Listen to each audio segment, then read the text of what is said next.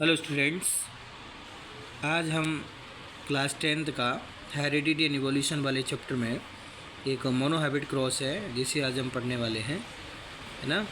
तो लेकिन mono hybrid cross से पहले हम लोग तो कुछ चीज़ें जानेंगे कि फर्स्ट ऑफ ऑल जैसे जेनेटिक्स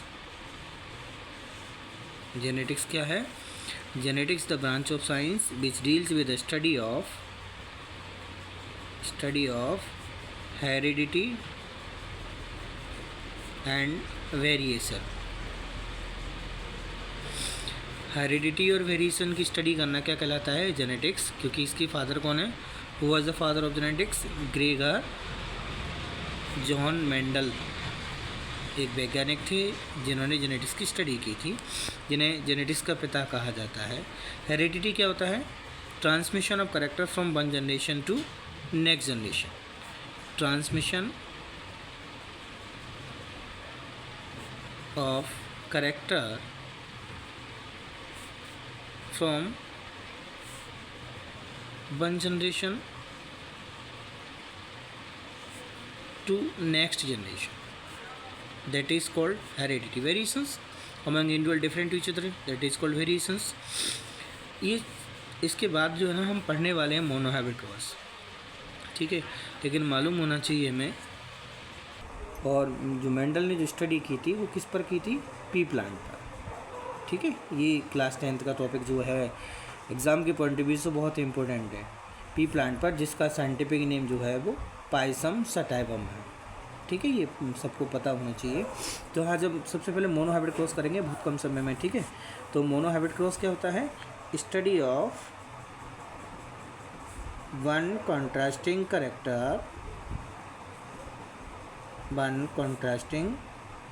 करेक्टर, जिसमें हम किसी एक सिंगल करेक्टर की स्टडी करते हैं, उससे हम लोग मोनो हैबिट क्रॉस कहते हैं। जैसे मेंडल ने हाइट ऑफ प्लांट की स्टडी की थी, ठीक है। जिसमें क्या किया था उन्होंने? अब इसमें हम लोगों को बहुत सारे कुछ ऐसे टर्म्स हैं, जैसे एलील्स क्या होता है, डोमिनेंट क्या होता है, रिसेसिव क्या होता है, फिनोटाइप क्या होता है, जीनोटाइप क्या होता है, वो सब हम इसी में क्लियर कर लेंगे ना। तो फर्स्ट ऑफ ऑल क्या है mono hybrid cross? Study of only one contrasting character या study of single character, that is called mono hybrid cross. तो ये क्रॉस कैसे कराते हैं? सबसे पहले हम लोग क्या करते हैं, यहाँ लिखेंगे पेरेंट्स में मेंडल ने क्या लिया था? एक टॉल प्लांट लिया था, एक लिया था ड्वार्फ प्लांट, ठीक है। इसकी बहुत सारी ऐसी चीज़ें हैं, वो हम लोग आगे की वीडियो में आपको समझाएंगे, लेकिन अभी थोड़ा छोटे में इस क्रॉस को समझेंगे। टॉल प्लांट, एक ड्वार्फ प्लांट, यानी कि टॉल जो है वो हम इस तरीके से इस कैपिटल टी में लिखेंगे, और ये, ठीक है। मतलब मेंडल के 3 लॉ थे: law of dominance, law of segregation और लॉ ऑफ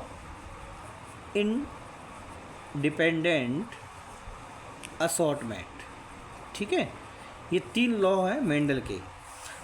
तो यानी कि जो मेंडल के अकॉर्डिंग देखा जाए तो जो कैपिटल टी में जो लिखा है ये है डोमिनेंट, आपका ये डोमिनेंट है, यानी कैपिटल लेटर में रिप्रेजेंट डोमिनेंट रहता है, और ये स्मॉल टी में रिसेसिव को हम रिप्रेजेंट करते हैं, यानी ये रिसेसिव है और ये डोमिनेंट है, ठीक है।